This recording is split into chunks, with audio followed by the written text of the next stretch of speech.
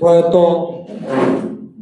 সাবেক প্রধানমন্ত্রী বেগম খালেদা জিয়ার স্মরণ সভায় উপস্থিত ফেডারেশনের সম্মানিত নেতৃবৃন্দ, প্রিন্ট মিডিয়া, ইলেকট্রনিক মিডিয়ার সম্মানিত নেতৃবৃন্দ, সম্মানিত সাথী, আসসালামু আলাইকুম রহমতুল্লাহ। আমি লম্বা কথায় যাব না, কারণ আমাদের এরশাদের জামাত আসন্ন। আমি 1988 সালে বেগম খালেদা জিয়াকে বগুড়া সার্কিট হাউসে প্রথম দেখি।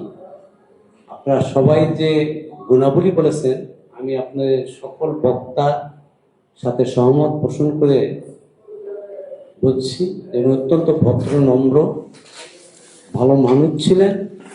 পরবর্তীতে উনি আমাদের দেশের 3 বারের প্রধানমন্ত্রী হয়েছেন। কঠোর হস্তে নীতি আদর্শের সাথে দেশের কল্যাণে প্রধানমন্ত্রী হিসেবে কাজ করেছে। আপনারা সবাই অবগত, 1996 সালে নির্বাচন উত্তর যখন বিরোধী দল ওই নির্বাচন নিয়ে কথা বলেছিলেন, উনি 3 মাসের মাথায়, উনি যে ভদ্র মানুষ, ভালো মানুষ, নীতি আদর্শের মানুষ, 3 মাসের মাথায়, ফেব্রুয়ারিতে ভোট হয়েছিল, মেবি মার্চে উনি ক্ষমতা ছেড়ে দিয়েছেন। এইরকম ক্ষমতায় নির্বাচিত হয়ে, ক্ষমতায় আসীন হয়ে, প্রধানমন্ত্রী হয়ে ক্ষমতা ছাড়ার যে বিষয় আপনাদেরকে আমি অবগত করলাম, এটি প্রমাণিত হয় উনি কত ভালো মানুষ ছিলেন। আল্লাহ না বেহেশত নসিব করুন, সর্বোচ্চ জান্নাত দান করুন।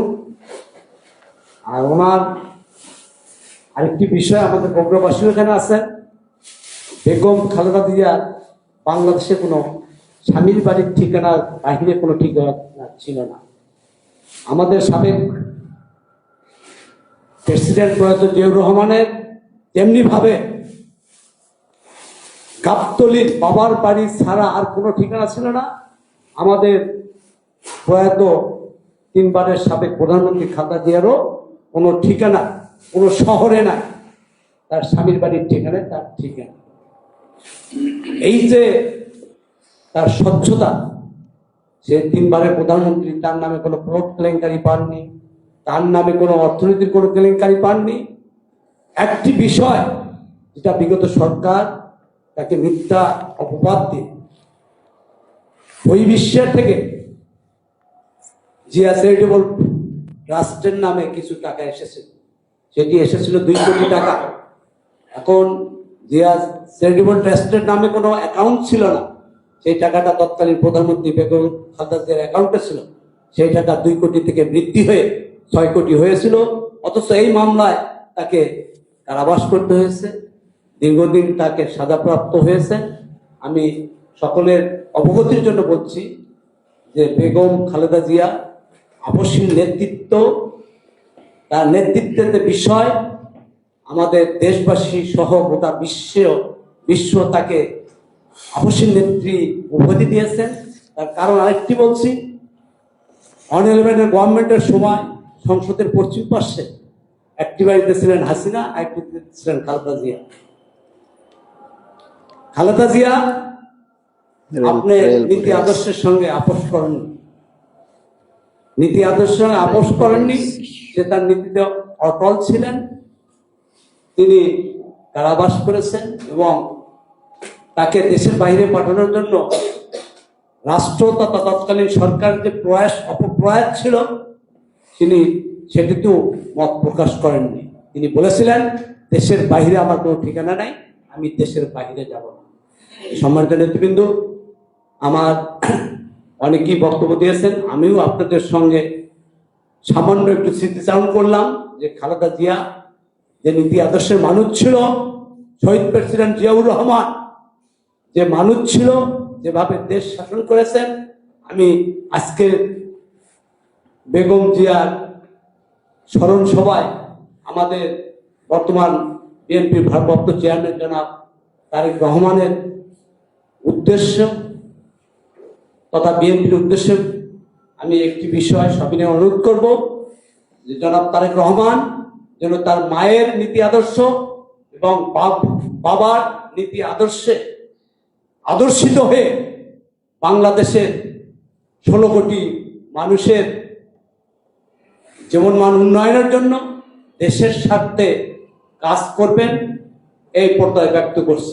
পাশাপাশি আমরা প্রজাতন্ত্রের কর্মচারী 22 লক্ষ কর্মচারী, আমাদের 6 সদস্য পরিবার সহ আমাদের সামাজিক অবস্থানে আমরা প্রায় কয়েক কোটি মানুষ, কমপক্ষে 2-3 কোটি মানুষ আমাদের প্রজাতন্ত্রের কর্মচারীদের সাথে আমরা সম্পৃক্ত। আমরা প্রজাতন্ত্রের কর্মচারী এই দ্রব্যমূল্যের লাগামহীন ঊর্ধ্বগতির সময় দেশের বর্তমান প্রেক্ষাপটে কোনোভাবেই আমাদের বেতনের টাকা দিয়ে সংসার চলে না। আমি আমাদের জনাব ভারপ্রাপ্ত চেয়ারম্যান জনাব তারেক রহমানের প্রতি কৃতজ্ঞতা জ্ঞাপন করব। উনি লন্ডন থেকে আমাদের শিক্ষকদের আন্দোলন, শিক্ষকদের দাবির প্রতি একত্রতা ঘোষণা করেছেন। গত পরশু তিনি আবারও বলেছেন বিএনপি ক্ষমতায় গেলে শিক্ষকদের বেতন ভাতা বৃদ্ধির বিষয় দেখবেন। আমি আমার শ্রদ্ধেয় নেতা, আমাদের বগুড়াবাসী তথা দেশের কর্মচারীর মুখ্য সমন্বয়ক হিসেবে সবিনয় অনুরোধ করব, আপনার শিক্ষকের পাশাপাশি প্রজাতন্ত্রের কর্মচারীদের বিষয়গুলি আমরা যে দৈনন্দিন দুর্দশার মধ্যে দিনেতে বাদ করছি, আমাদের বেতনের টাকা দিয়ে সংসার চলে না, আপনি আমাদের বিষয়টি উপলব্ধি করবেন। শিক্ষক, আমরা শিক্ষক কর্মচারী পাশাপাশি আমাদের নবম পে স্কেল অত্যন্ত জরুরি। আমাদের সংগঠনের পক্ষ থেকে আমরা একটি জোট করছি বাংলাদেশ সরকারি কর্মচারী কল্যাণ ফেডারেশন। সচিবালয়ের বাহিরে প্রায় 30টি সংগঠন আমাদের দাবি আদায় ঐক্য পরিষদের সঙ্গে সম্পৃক্ত। আমরা দীর্ঘদিন দাবি আদায় ঐক্য পরিষদের ব্যানারে আমাদের নবম পে স্কেল বাস্তবায়নের জন্য বিভিন্ন কর্মসূচি, সর্বশেষ কেন্দ্রীয় শহীদ মিনারে লক্ষ লক্ষ কর্মচারীর উপস্থিতিতে আমাদের প্রাণের দাবি নবম পে স্কেল বর্তমান সরকারের আমলে বাস্তবায়নের জন্য আমাদের প্রত্যাশা ব্যক্ত করেছি।